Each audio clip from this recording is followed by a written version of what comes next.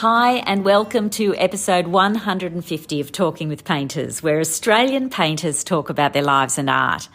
I'm Maria Stolger, coming to you from Whadjuk Noongar land in Western Australia, where I've been spending a bit of time in the last couple of months, and I'm absolutely loving it. As you might know, I'm taking a break from in-depth interviews to catch up on some YouTube video editing, and I'm very excited about my most recent video, which I uploaded a couple of days ago. It's from my interview with Idris Murphy last year, and at 35 minutes, it's one of my longest videos to date, and it includes footage from Idris's studio and from the magnificent survey show of his work, Backblocks, which was curated by Terence Malone and started off at the Drill Hall Gallery in Canberra, came to Sydney to the SH Irvine, and ended up at Orange Regional Gallery earlier this year. My podcast interview with Idris in his studio, episode 131, is one of the most popular on the podcast, and the video is basically the highlights from that episode. So there's a link in the show notes to that video if you'd like to have a look. If you like it, and if you haven't already, why not subscribe to the YouTube channel? It's free, and there are now 193 videos on there. There's been over 1.5 million views, and you'll be joining 11,000 other subscribers. But today I'm continuing my search for inspirational content from the archives, and I thought I'd bring you clips on a topic which I've always been interested in: the idea of risk-taking in painting. Some of us are more comfortable with it than others. It might be painting out sections which look fabulous on their own but don't work with the rest of the work, using a material you've never used before, applying the paint in a different way than you're used to, presenting a new body of work which is completely different to the previous work, which might have been commercially successful.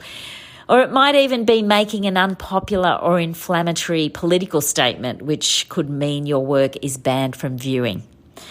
When you're taking those risks, you're opening yourself up to the possibility of failure, disappointment, and probably the worst one of all, ridicule. And the less control you have, the scarier it is, and the closer you get to the point you think the work is finished, the higher the stakes. But nearly every painter will tell you that you need it in order to move forward in your practice. So whether we call it risk, chance, letting go of control, or just leaving yourself open to mistakes, it all amounts to a greater openness to creativity, taking the leap and seeing what happens. I've listed every artist in the show notes with links to their podcast episode and YouTube video. So if you want to find out anything more about any of these artists, you can go there. The first clip I'm bringing you is from my conversation with Vanessa Stockard in 2017. She was a finalist that year in the Archibald Prize with a painting titled Self-Portrait as New Mum, an intimate, enigmatic acrylic work on wood panel 50 centimetres square. At the time, Vanessa was painting many self-portraits, and if you watch the YouTube video, you can see her showing me some of them in her studio. Another thing I wanted to raise with you about your technique is that something that you mentioned in relation to the Archibald painting, and you said in relation to that you use a combination of maintaining control and letting go when you're painting, when you were painting that portrait. What do you mean by that? I think I do that a lot in every work, actually. So I like having different methods of making marks, and I also like the feeling that things were almost accidentally put there. So there's no control over that, yet right next to it, that's a very deliberate line. So I really like the combination and the contrast aesthetically. Can you think in that painting, I don't know if you can visualise it in your mind, a part of that painting that you might have done that with? Sure, it'd be, say, the cheek as opposed to the eye. Right. You know, like how you can delineate facial, you know, say cheekbones, and just use a pool of colour and. How would that be how would you have less control over that? Is it because it's more watery? Yeah, and it dries and you don't know what colour it's going to turn. So it's so watery, you come back, say, it might take a couple of hours to dry because there's some, it's so wet. Yeah. So you don't know what that's going to look like. So you may have had all this control over everything else. You've tried really hard to do that and you're like, okay, I'm going to do that and see how it turns out. It's a huge risk. It's a risk, yeah. But all the beautiful things come out of risks, I find. Yeah. Yeah. So would you have times where you've risked and it didn't work? Oh, absolutely. Yeah, right. And it's usually when you feel unsure and you go, and you make yourself make that risk and you just know that you probably shouldn't have done it and then you try and fix it and it's no good. It has to be one go. One go, you get one shot. Bang. It works. Right. Oh, it doesn't. You get one shot. If you've ever seen a painting by Paul Ryan, what you probably would have noticed is his use of thick impasto paint on areas of the canvas in a way that you could almost imagine him placing it on the surface. There's something about the lack of interference with the paint once it's there which makes the work come alive. Here he talks with me about his approach. And like all my paintings, there's a sense of structure there, but there's so much opportunity for happy accident, and it's all about it's kind of like corralling happy accidents the way I paint. I've learnt all these different techniques over the years by painting so many hundreds or how many thousands of paintings. Once I've got the structure drawn onto the canvas, that's kind of the superstructure of the painting. Yeah. But once that's on, anything can happen with the way the paint actually goes on. Right. And so I'm very open to letting the paint do a bit of the talking and telling me where the painting's going. And in the end, that's what happens is you start painting and then the painting tells you where it needs to go next. Do you scrape off at all if you make a mistake, do you find, or do you have to get it right the first time? I love to get it right first time. And yeah, so it's this bizarre combination between knowing exactly what shape and colour that needs to be, but at the same time being confident enough to let the paint land in its own way, so that it's not perfectly shaped or formed. It's an instinctual thing, I think, with colour and shape and tone. And you have an instinct, as you're mixing it on the palette, you go, oh, that's it right there now. As you're mixing back and forth and different colours are coming in, you sort of instinctually know that's what I want. And you go and pick it up, put it down, splat, stand back, look at it, go, yes, happy with that, then go and do the next bit. When I interviewed Guy Warren in 2021, it was in his 100th year, and it was a fascinating conversation which spanned from his youth right up to the exhibitions which were coming up after our conversation, and there were 5 of them. Here he talks about his views on youth and risk. So after the war, on the day of discharge, I remembered very clearly 2 other guys and I went into town, had a beer at one of the pubs in town, probably several beers, and then I walked up the hill to the National Art School and enrolled. So the day I left the army, I enrolled at the National Art School. And that was one of the great lucky experiences of my life. It was full of ex-service men and women, and some of them, well, all of them had probably wasted 5 years of their young lives. And let's be honest about this, sometimes the most important years of your life are when you're in your 20s. You're braver, you do irrational things, and that sometimes, of course, means you produce your better work. The most exciting works are frequently done in your young 20s, I think. Anyway, that's a theory on my part. What, because you're not overthinking it? Yeah, I think you're braver as a young man, which is why you go to war instead of doing other things. Yeah, I think you're braver. Take risks. I had a fabulous conversation with Julian Ma in his Sydney studio with stunning large landscape and abstract works in progress on the walls, which again can be seen on the YouTube channel. Julian is also a portraitist, and his skilled use of oil paint can sometimes initially be mistaken for watercolour. Here's part of our conversation from 2021. And in fact, I think I was talking to Phil James, a mate of mine, years ago, and I was saying it's actually really good having one of the best things about having kids is it forces us to walk away from the canvas, because daycare, I can't leave my kids in daycare all night long. You know? Exactly. You know what I mean? And then so it's so good to be able to go, all right, let's do this. And then you just have to walk away. And sometimes I'd come back and go, oh, I'm going to leave that. That's actually really good. And you start doing things that you think you're going to paint over the next day that you don't. And so there's, like everything, it's all, restrictions are sometimes the biggest gifts in terms of something more creative. Definitely. So I don't get angry the fact that I've got less hours in here. In some ways it's better because I'm more effective while I'm in here, and I paint and take a risk and just walk away and see how it is. Yeah. And I don't have time to go spend all night long correcting and killing it. Overworking it. Overworking is a really it's your enemy. It was a pleasure to interview Ken Doan in 2017 in his studio in Sydney with the most incredible view of Sydney Harbour, and I could see where he gets his inspiration from.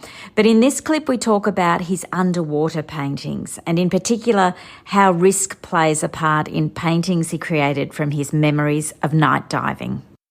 You've also done a lot of predominantly black paintings, which like night dive paintings. And they are beautiful because those colours that are in there just glow out of them.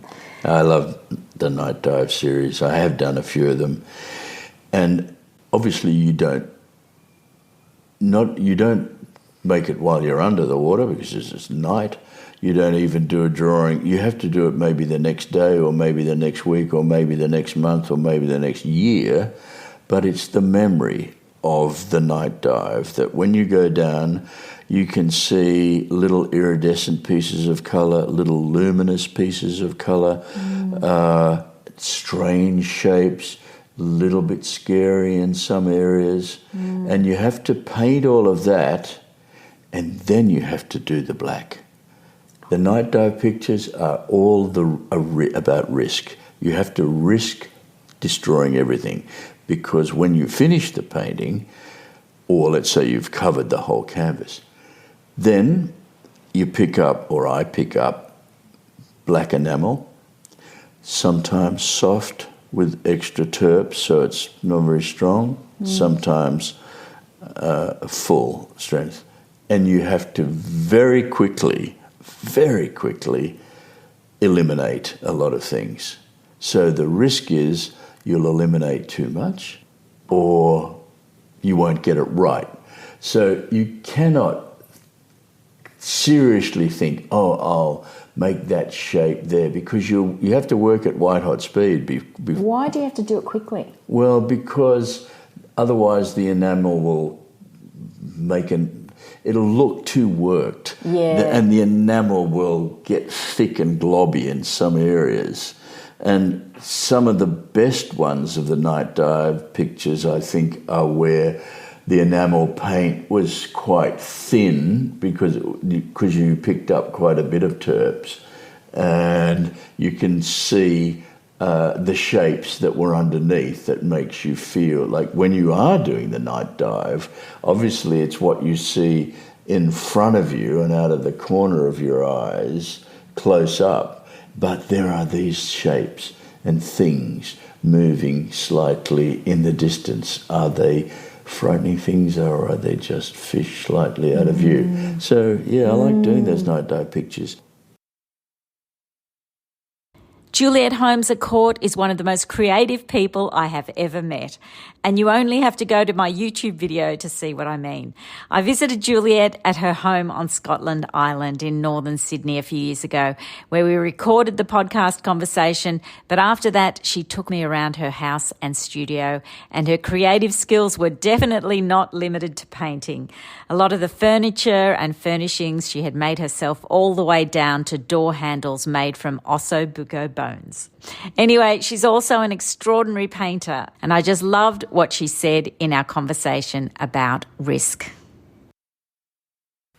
Lloyd Rees said he only knows that a painting has any chance of being good is when he's prepared to ruin it. It's at that moment that you are risking ruining it, that it might just turn out to be... What do you mean by that? What do you mean risking ruining it? What he would throw paint at it. He'd dip his brush into the terps and go flick. Yeah. And it'd just go dribble, dribble, dribble down. You look at his work, people think dribbles are contemporary. No, dragging the layers of paint down. Yeah. And when I read he was doing that, I thought, oh, gee, if that's good enough for Lloyd, that's good enough for me. So this painting I'd been working on in layers of oil paint for a couple of weeks, I thought, that's what it needs, the terps. So I got the terps and I'm flinging the terps. Oh, that looks better. Flinging the terps. That looks great. More terps. Flinging the terps. And then the phone rang. And I went and answered the phone. I came back and all the painting had gone from the painting onto the floor. So is that what you mean by risk? It's the risk. You risk to ruin it. Yes, so by the risk, it's like you have a knock at the door. Well, rather than looking through the little hole to see who's there, you open the door and you risk the surprise of a welcome guest or an unwelcome guest. And if you've always got control of whether you open that door or not, you don't allow creativity to come in. And so Turner, with his dirty hands and fingernail, he'd drag through the paint. Rees said he used to paint with the heel of his thumb. He would drag his hand through it. And so that is a rather blunt tool, isn't it? And so what You've it's got less doing, control. you've got less control. And sometimes you have to force it by those risks because you might be sitting peacefully reading a book, knock your tea over, and suddenly you're moving, you're grabbing this, you're doing that. Your whole dynamic shifts. Same within a painting. You suddenly put a colour on that surprises you, knocks that blandness of good taste and control on its nose. Then you react. Yep. And that reaction might be the very essence of what takes that painting from a good, solid, considered work to something with a degree of magic that's palpable to the eye. Tim Maguire is well known for his large-scale paintings of flowers using many layers of transparent paint. In some of those works, he would use only 3 colours in 3 separate layers, yellow, magenta and cyan, splashing solvent onto each layer just before it dried. His initial approach was to make sure each layer was finished within the one day so that the solvent could be applied to the whole canvas. But as he worked on larger and larger works, he realised he could achieve the same effect by doing sections at a time. So it got to the point where I was painting some enormous paintings, which were sort of 2 metres by 5 metres, and literally doing a colour layer each day. Oh, my God. And then I ended up, under the physiotherapist for quite some months, basically. That's what I was going to say. It's a very physical type of work that you do. Well, that was insane. That was madness. But I'm not quite so mad as that. I'll now allow myself the luxury of doing a colour layer over a couple of days. Oh, will you? Yeah.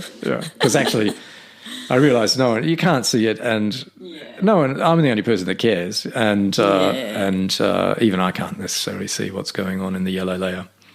Well, it's interesting because this ties up with the idea of risk as well. Taking risk, losing control, which a lot of artists talk about. Do you deliberately put things up for yourself so that you have got a loss of control in a way? Yes, I suppose not that I'm seeking a loss of control, but I'm definitely trying to make it harder to regain control, put it that way. Because maybe the excitement is in this sort of the plan is in a spin, but you're trying to get you're wrestling with the controls and you're trying to sort of straighten it out before you hit the ground. And I'm not really interested in crashing. So right. No one is, of course, but I don't want to just to be. I never felt comfortable with sort of pure subjectivity and chance. I've always wanted to have a play between the random and the manageable. So, and then and often, having formulated something which is going to make it difficult for me, then I spend a lot of time and energy trying to sort of master the difficulty.